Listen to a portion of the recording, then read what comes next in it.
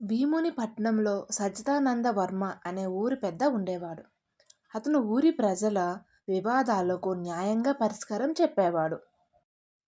ఆయన ఒకరోజు బజారుకు వెళ్తుండగా దారిలో ఇద్దరు వ్యక్తులు వాదించుకోవడం గమనించాడు. ఆ ఇద్దరిలో ఒకతను జమీందారు, మరొకతను ధాన్యం బస్తాలు మోసే పనివాడు.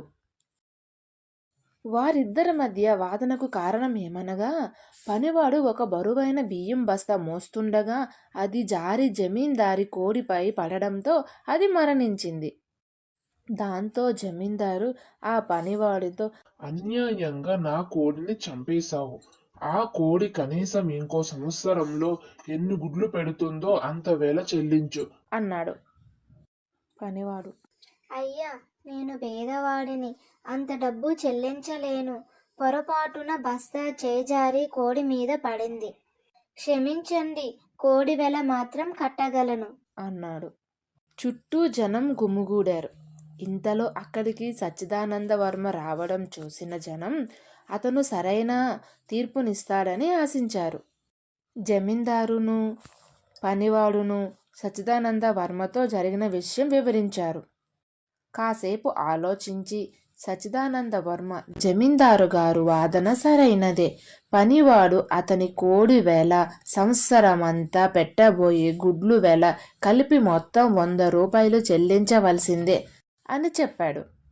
అది విని అక్కడున్న వారంతా ఆశ్చర్యపోయారు.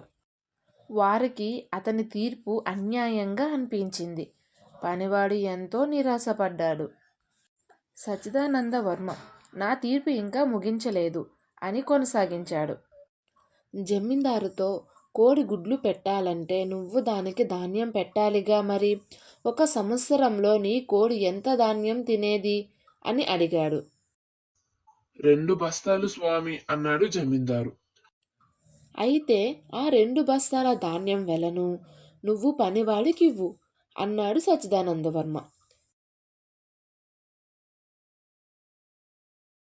ఆయన తీర్పు అర్థం కాక జమీందారు అయోమయంగా చూశాడు.